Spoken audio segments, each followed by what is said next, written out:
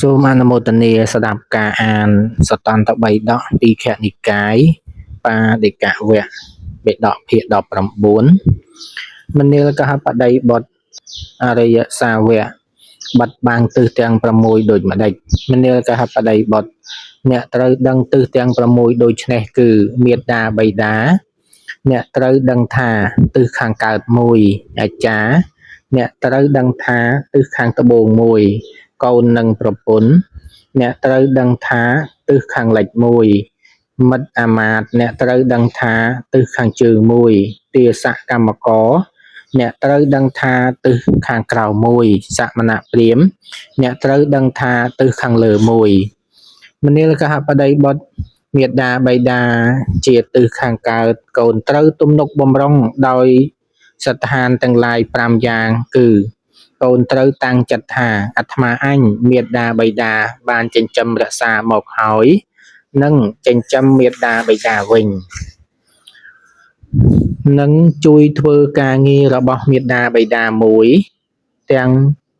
តម្កល់វងត្រកូលមួយប្រតិបត្តិជាអ្នកសមគួរទទួលទ្រព្យមរតកបានមួយទៀតឧទ្ទិសទក្ខិណាទានដល់មេត្តាបិតាដែលធ្វើកាលកិរិយាទៅកាន់បរលោកហើយមួយមនាលកហបតីបុត្រមេត្តាបិតាជាទិសខាងកើតដែលកូនទំនុកបំរុងដោយស្ថានទាំងឡាយ5យ៉ាងនេះឯងហើយរមែងអនុគ្រោះកូនដោយស្ថានទាំងឡាយ5យ៉ាងវិញដូច្នេះគឺហាមឃាត់កូនចាកអំពើអាក្រក់មួយឲ្យកូនតម្កល់តែក្នុងអំពើល្អមួយឲ្យកូនរៀនសូត្រសិលសាស្ត្រមួយដណ្ដឹងភរិយាស្វាមីសមគួរឲ្យមួយចែកទ្រព្យឲ្យកូនក្នុងសម័យគួរមួយមនាលកហបតីបុត្រមេត្តាបិតាជាទិសខាងកើតដែលកូនទំនុកបំរុងដោយស្ថាន5យ៉ាងនេះឯងហើយរមែងអនុគ្រោះកូនដោយស្ថាន5យ៉ាងនេះទិសខាងកើតនោះដែលកូនបានបិទបាំងហើយជាទិសមានសេចក្តីខ្សែមឥតមានភយន្តរាយយ៉ាងនេះមនាលកហបតីបុត្រអាចារ្យជាទិសខាងត្បូងសិស្សត្រូវប្រតិបត្តិដោយស្ថាន5យ៉ាងគឺដោយការក្រោកឡើងទទួលមួយដោយការគាល់បំរើមួយដោយការជឿស្ដាប់ឱវាទមួយដោយការបម្រើតូចមានឲ្យទឹកលុបមុខនិងឈើស្ទន់ជាដើមមួយដោយការរៀនសិលសាស្ត្រដោយគោរពមួយមនាលកហបតីបុត្រអាចារ្យជាទិសខាងត្បូងដែលសិស្សប្រតិបត្តិដោយស្ថាន5យ៉ាងនេះឯងហើយរមែងអនុគ្រោះសិស្សដោយស្ថាន5យ៉ាងវិញគឺដឹកនាំល្អមួយឲ្យរៀនល្អមួយរៀនប្រដៅសិស្សឲ្យចេះត្រឹមត្រូវក្នុងសិលសាស្ត្រសពគ្រប់មួយតែងលើកដំកើងក្នុងទីប្រជុំមិត្តអាមាត្យមួយធ្វើសេចក្តីការពារក្នុងទិសទាំងឡាយមួយមនាលកហបតីបុត្រពួកអាចារ្យជាទិសខាងត្បូងដែលសិស្សប្រតិបត្តិដោយស្ថាន5យ៉ាងនេះឯងហើយរមែងអនុគ្រោះសិស្សដោយស្ថាន5យ៉ាងនេះទិសខាងត្បូងនោះដែលសិស្សបានបិទបាំងហើយជាទិសមានសេចក្តីខ្សែមឥតមានភយន្តរាយយ៉ាងនេះមនាលកហបតីបុត្រភរិយាជាទិសខាងលិចស្វាមីត្រូវទំនុកបំរុងដោយស្ថានទាំងឡាយ5យ៉ាងគឺដោយការរាប់អានជាភរិយាពេញទី1ដោយមិនមើលងាយមួយដោយមិនប្រព្រឹត្តក្បត់ចិត្តមួយ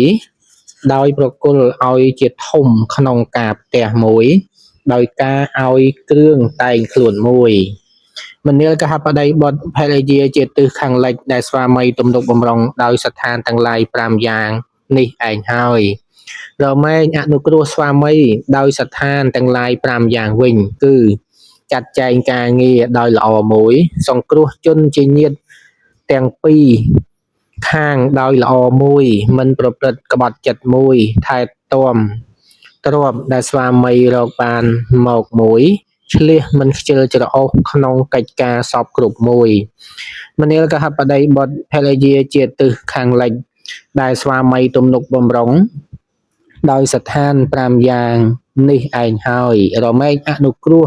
ស្វាមីដោយស្ថាន5យ៉ាងនេះទិសខាងលិចនោះដែលស្វាមីបិទបាំងហើយជាទិសមានសេចក្តីខ្សេមឥតមានភយន្តរាយយ៉ាងនេះមនាលកហបតីបុត្រជាទិសខាងជើងកុលបុត្រត្រូវប្រតិបត្តិដោយស្ថានទាំងឡាយ5យ៉ាងគឺដោយការឲ្យរបស់មួយដោយការនិយាយតែពាក្យពាប់ចិត្តមួយដោយការប្រតិបត្តិឲ្យជាប្រយោជន៍មួយដោយការប្រព្រឹត្តខ្លួនស្មើមួយដោយការមិនកុហកបញ្ឆោតមួយមនាលកហបតីបុត្រមិត្តអាចារ្យជាទិសខាងជើងដែលកុលបុត្រប្រតិបត្តិដោយស្ថាន5នេះឯងហើយរមែងអនុគ្រោះកុលបុត្រដោយស្ថាន5យ៉ាងគឺរក្សាមិត្តដែលធ្វេសប្រហែសមួយជួយថែទាំទ្រព្យសម្បត្តិរបស់មិត្តដែលធ្វេសប្រហែសមួយជាទីពឹងរបស់មិត្តដែលមានភ័យមួយមិនបោះបង់គ្នាក្នុងគ្រាវិបត្តិមួយរាប់អានរហូតដល់ផៅពងរបស់មិត្តមួយមនាលកហបតីបុត្រមិត្តអាមាត្យជាទិសខាងជើង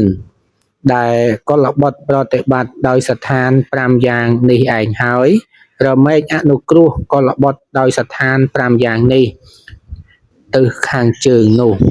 តែកុលបុត្របានបិទបាំងហើយជាទិសមានសេចក្តីខ្សេមឥតមានភយន្តរាយយ៉ាងនេះមនាលកហបតីបុត្រទាស័កនិងកម្មករជាទិសខាងក្រោម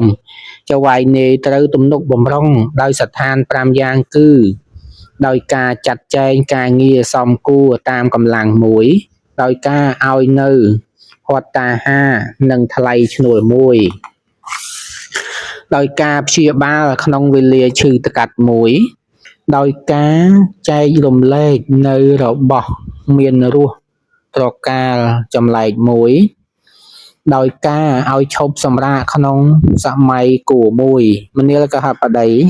ទាស័កនិងកម្មករជាទិសខាងក្រោមដែលចៅវាយនាយទំនុកបំរុងដោយស្ថាន5យ៉ាងនេះឯងហើយរមែងអនុគ្រោះចៅវាយនាយដោយស្ថាន5យ៉ាងគឺក្រោកឡើងធ្វើការងារមុនចៅវាយនាយមួយឈប់ធ្វើការងារក្រោយចៅវាយនាយមួយកាន់យកតែរបស់ដែលចៅវាយនាយឲ្យមួយធ្វើការងាររបស់ចៅវាយនាយដោយយកចិត្តទុកដាក់មួយនាំកិត្តិគុណរបស់ចៅវាយនាយទៅ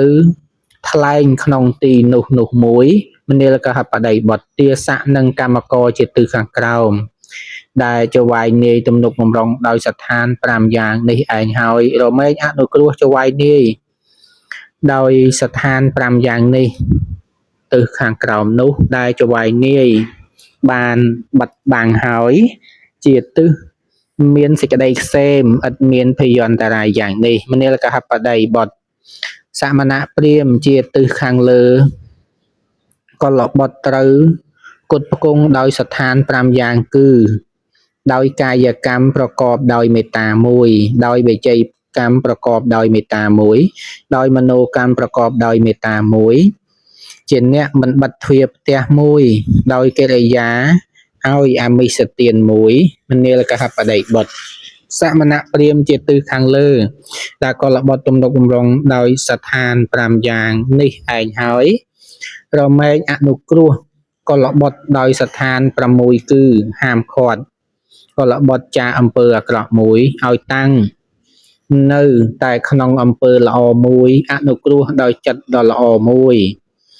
ឲ្យបានស្ដាប់ពាក្យដែលមិនធ្លាប់ស្ដាប់មួយបំភ្លឺសេចក្តីដែលធ្លាប់ស្ដាប់ហើយមួយប្រាប់ផ្លូវសួរមួយមនាលកហបតីបុត្រសមណៈព្រាហ្មណ៍ជាទិសខាងលើដែលកុលបុត្រគុតផ្គង់ដោយស្ថាន5យ៉ាងនេះឯងហើយរមែងអនុគ្រោះកុលបុត្រដោយស្ថាន6នេះទិសខាងលើនោះដែលកុលបុត្របានបិទបាំងហើយជាទិសមានសេចក្តីខ្សេមឥតមានភយន្តរាយយ៉ាងនេះព្រះដ៏មានព្រះភិក្ខបានសម្ដែងសេចក្តីនេះព្រះសុគតជាសាស្តាលុះសម្ដែងសេចក្តីនេះហើយទ្រង់ត្រាស់ពាក្យ ជាគាថាពុនតទៅទៀតថាមេដាបៃតាជាទិសខាងកើតអាចារ្យជាទិសខាងត្បូងកូនប្រពន្ធជាទិសខាងលិចមិត្តអាមាត្យជាទិសខាងជើងទាសកម្មករជាទិសខាងក្រោមសមណៈព្រាហ្មណ៍ជាទិសខាងលើក្រហោះក្នុងត្រកូលដែលអាចគ្រប់គ្រងប្រទេសក៏បីនមស្ការទិសទាំង6នោះ